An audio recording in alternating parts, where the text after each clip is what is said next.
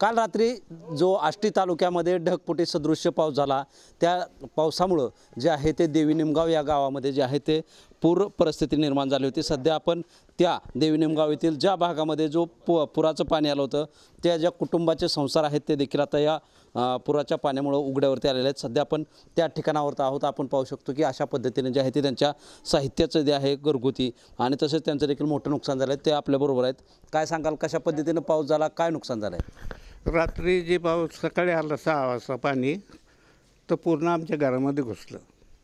आम्ही पोरण हे घेऊन पळालो। आमचं साबण तसंच राहिलं घरात। काय काय काय नुकसान झालं? सगळं ज्वारी बाजरी पैसे बेसे काय जे होते भांडे बिंडे सगळे गेले। काय आता मागणी काय सरकारकडे? आता काय सरकारकडं जे देईल ते। अजून देखील या ठिकाणी जे आहेत ते नागरिक आपल्याबरोबर आहेत, त्यांच्याकडून जाणून घेऊया आपण। काय सांगायचं आहे? या ठिकाणी आमचे सर्व भिल्ल समाज, गरीब समाज आमचा या ठिकाणी राहतो आणि या ठिकाणी पार्टीचे लोक पण भरपूर काम करतात। पण अचानक वरती ढगफुटी झाल्यामुळं हे सगळी अडचण झालेली आहे। लोकांच्या गॅस टाक्या वाहून गेल्यात। गरीब भिल्ल समाज आमचा, यांना खायला नाही सकाळ धरून। मी कड्यामध्ये सुद्धा पाणी केली, खूप अडचण आहे। परंतु आदरणीय आमदार सुरेश अण्णा धस यांनी भरपूर मदत करून आम्हाला वरून बी हेलिपॅड आणि रिस्क्यू केलेले लोक येतं। रातच्या 2 वाजल्यापासून सुरेश अण्णा धसच्या घरच्या माणसांना झोप नाहीत। आम्ही बी 2 वाजल्यापासून झोपलो नाही। अमरधाममधील लोक मी बाहेर काढलेले आहेत। अमरधाममध्ये मी कड्यात माझं वास्तव्य आहे। त्यासाठी आम्हाला गोरगरिबांना थोडीफार मदत करा। हे ह्या लोकांच्या हातावरती पोट आहेत। घिसाडी हे कड्यातले बी वाहून गेलेत, घर कुटुंब त्यांचे उद्ध्वस्त झालेत, तर हातावर पोट आहेत। सरकारने काहीतरी आम्हाला मदत करावी ही नम्र विनंती। बस, जय हिंद। आपण या ठिकाणी अजून देखील नागरिक आहेत, त्यांचं देखील नुकसान झालं आहे। काय सांगायचं आहे? आता आम्ही सकाळी झोपेतच होतो। सकाळी 6 वाजता पाणी आल्याच्या नंतर आम्ही काहीच कळाना की काय करावं। सरपंचाला फोन केला, म्हणलं असं असं झालं म्हणलं। त्याला मी आलोच, मग ते आले। मग इथं आम्हाला सगळ्याला बाहेर काढलं। काही घेता बी नाही आलं आम्हाला घरातून। हे सगळं हाय असं सोडून आम्हाला बाहेर पडावं लागलं। लेकरं आम्ही घेऊन बाहेर निघून गेलो। या ठिकाणी गावचे नेते मंडळी देखील या ठिकाणी आहेत, पाहणी केलेली आहेत। काय सांगायचं आहे? अशा पद्धतीने परिस्थिती गावामध्ये झाली आहे, मोठ्या प्रमाणात जे आहे ते नुकसान देखील झालं आहे। काय तुमची सरकारकडे मागणी असणार आहे? आता सरकारने यांना आहे ना, यांचं काहीच राहिलं नाही। यांचं सगळं घरातलं सगळं भिजून सगळं आज त्यांना खायला नाही, झोपाय नाही, काहीच नाही राहिलं त्यांना।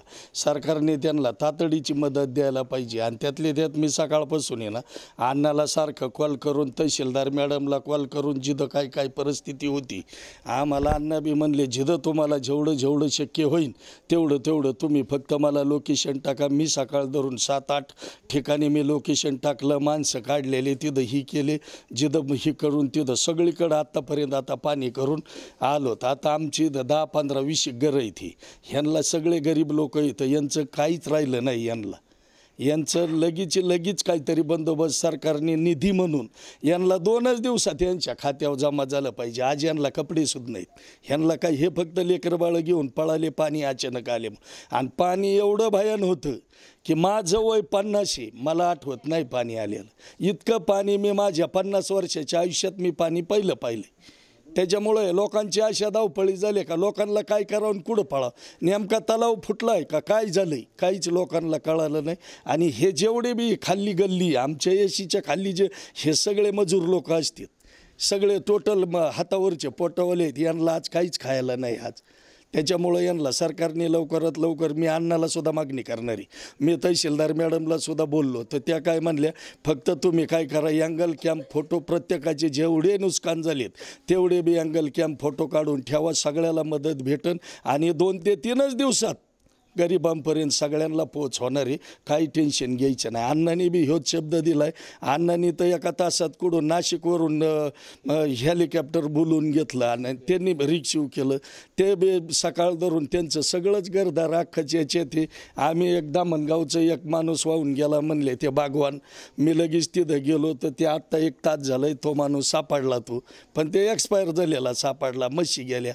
आता मी कड्यात 2-4 जणांच्या घरी गेलो, ते रामभाऊ सासाने, त्याचं किराणा दुकान आहे, त्या गोविंद परदेशी मिश्रा आहे, त्याचं अख्ख्या घरात पाणी, ते एक केळावाला आहे त्याचं वाटोळं झालं। इतकं नुकसान झालं मी पहिलं बघितलं। त्या काड्यात तर एवढी नुकसान झाली ते भयानक झाली, ते कशानेच भरून न निघणारी हानी। फक्त हानी नाही झाली, एवढी चांगली गोष्ट झाली ती सकाळी 7 पासून पाणी यायला चालू झालं ना, ते दिवसा पाणी आलं म्हणून ते हानी काही झाली नाही। पण ते लोक सगळे एकदम भयभीत झालेत, अजून कोणालाच काही खायला नाही। आता पाटणाला गेलोत, चेळदला गेलोत, सांगवीला गेलोत, धामणगावला गेलोत, देवळालीला गेलोत, गाठ्याला गेलोत, पिंपरीला गेलोत, डोंगरगाणात गेलोत, दिवी निमगावात पाहिलं, आत्ता काड्यात पाहिलं. सगळ्यांची भयान परिस्थिती झालेली. सरकारला हात जोडून विनंती, मी भाजप तालुका अध्यक्ष ह्या नात्याने विनंती करतो, पार देवाभाऊपर्यंत विनंती करतो की 2 ते 3 दिवसात यांना अर्जंट मदत करावं, एवढी विनंती आहे सरकारला माझी. आपण पाहतोय की देवी निमगाव येथील जे आहे ते पूर परिस्थिती जी होती ती पूर्वपदावर राहिली आहे. सध्या आपण पाहू शकतो की या भागातील जे पाणी आहे ते पाणी ओसरलं आहे, परंतु या भागातील जे आहे त्या जवळपास 15 ते 20 कुटुंबाचं मोठ्या प्रमाणात जे आहे ते घराच्या साहित्यासह नुकसान झालं असून आमदार सुरेश दस देखील यांच्या संपर्कात असून यांच्या जे आहे ते मदत करण्याचं त्यांनी आश्वासन देखील यावेळी दिलं असून या जे नुकसान झाले त्या कुटुंबांकडून मात्र सरकारने तातडीने याचे पंचनामा करून लवकरात लवकर जे नुकसान भरपाई ती त्यांच्या खात्यावर जमा करावी अशी मागणी यांच्याकडून करण्यात येते. शीतलकुमार मोठे, TV9 मराठी, आष्टी, बीड.